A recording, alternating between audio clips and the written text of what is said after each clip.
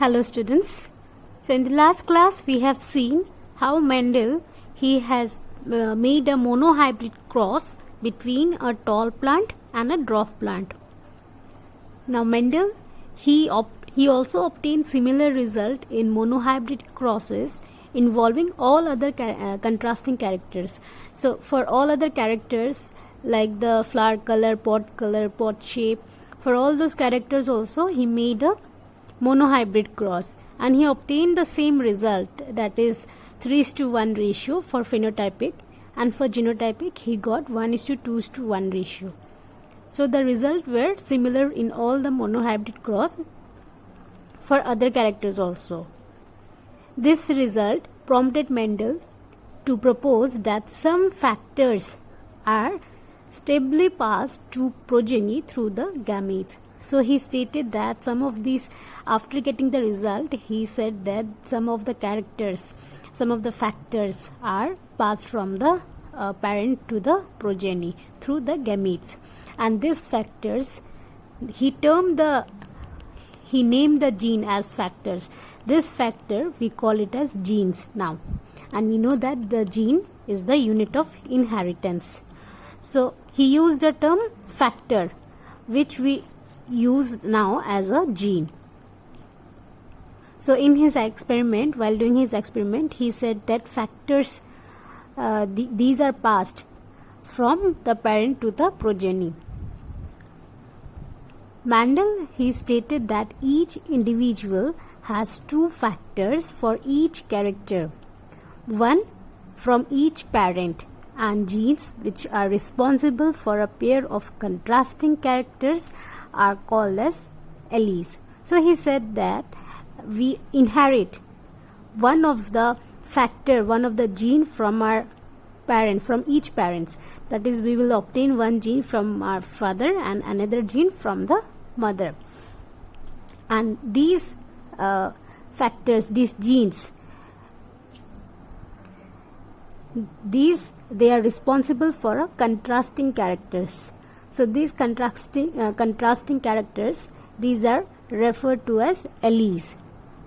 So alleles are nothing but these are alternative form of the same gene which code for a particular characters. For example, the capital T for tall, and for the contrasting character the small t for dwarf. So same here what I have said just now. So according to Mendel's interpretation, the factor for plant height can exist in two alternative form, and one was responsible for tallness, which he designated as capital T, and the other one was responsible for the dwarfness, which he designated as small t. So these two are the alleles, capital T and small t. In crosses between tall, that is capital T, and dwarf, that is small t, dwarf phenotype was absent in F1 generation. We have seen in a monohybrid cross, we have studied that in F1 generation, dwarf phenotype was absent, right? But it was present again in F2 generation, and we have seen that in F2 generation, we got the ratio 3:1. And out there the 1, it stands for the dwarf phenotype. So in F2 generation it appeared, but the character small t, that is dwarfness, was absent in F1 generation. This suggests that the F1 plant must contain two factors, two alleles, one for the tallness and one for the dwarfness. Otherwise, both tall and dwarf phenotype could not have present in F2 generation. So that's what student, how it is reappearing in F2 generation, because we have seen that in F1 generation we got a hybrid capital T and small t, right? So this small t was present in F1 generation, but since we have capital T with it, the dominant character was obtained, that is, we got all the plants tall, but it was small t was also present, but it was not expressed since it is a recessive characters. but it reappeared in F2 generation. This shows that the small t was present in F1 generation, but it was not expressed, so it got expressed in F2 generation. Therefore, we write capital T small t for F1 plant, and these plants are referred as heterozygotes.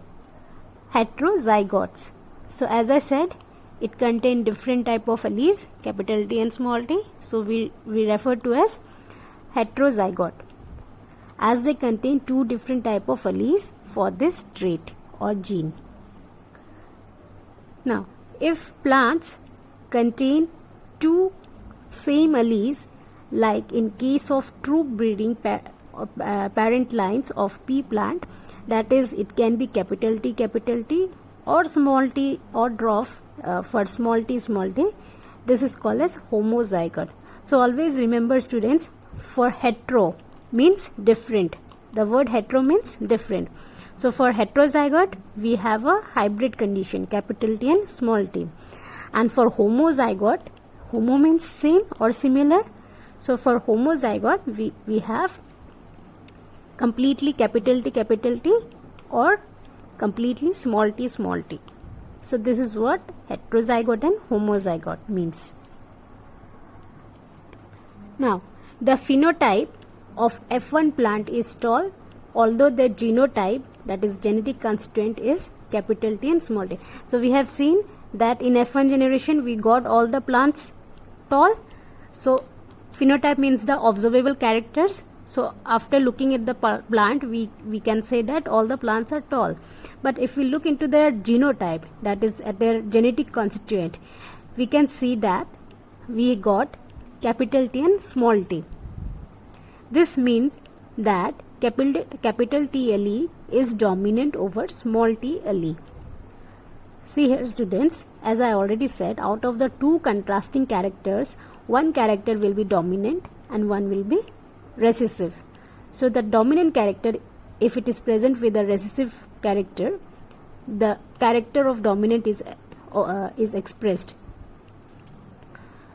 So this means that capital T allele is a dominant over small t allele, because tall phenotype which is controlled by capital T allele is seen. Therefore, capital T allele is dominant and small t allele is recessive. The genotype of F1 or F2 tall plant was demonstrated by Mendel by crossing a tall plant from F2, that is capital T small t, with a dwarf plant with a dwarf plant small t, and he obtained tall and dwarf plant in the ratio 1:1. This cross is called as test cross. I'll show you the image, then it will be more clear about test cross. Okay, this is a test cross. So in test cross, we made a cross between an individual of unknown genotype and a recessive parent. So this is used to determine whether the genotype of the tall plant, whether this tall plant is homozygote or heterozygote. The recessive, this will be fixed. This will be recessive only, that is small d, and here also small d. And we don't know this, the dominant allele is homozygote or heterozygote. We have to find out that. So how we will do? We will do a test cross. Why test cross? Because here we are testing this unknown tall plant. It will be tall, but we don't know whether it is homozygous or heterozygote. So here we will take a recessive character. Suppose I am taking small d and small d. This recessive is homozygous dwarf, and here I am using again a homozygous dwarf plant. So this is fixed, recessive is fixed, small d, and we have to find out this one, homozygote or heterozygote. This is our unknown. So from here I'll get the gamete small d. Here also from here I'll get capital D. If in the progeny I got all tall plants in F1 generation, it means that the unknown character of the plant is homozygote tall. In the second condition, this is fixed, this is recessive, homozygote dwarf. I want to check this whether it is heterozygous or homozygous tall. So here, from here, the gamete, if it is heterozygote, I don't know this whether this will be heterozygote or homozygote. So I'll made a cross with the test with this recessive character. This is our this will be my test plant. So this heterozygote, it will contain different type of alleles, capital D and small d, and from recessive I will get small d only. So if I made a cross, I'll get half of the plant as tall and half of the plant as dwarf. If I made, you can check with the Punnett square also. If I cross this, I'll get half of the plant as tall plant and half of the plant as dwarf plant. So my ratio here will be 1:1. And if I got a result like this, then I can say that my unknown plant was heterozygote. And if I am getting all tall plants, then I can say my unknown tall plant will be homozygote.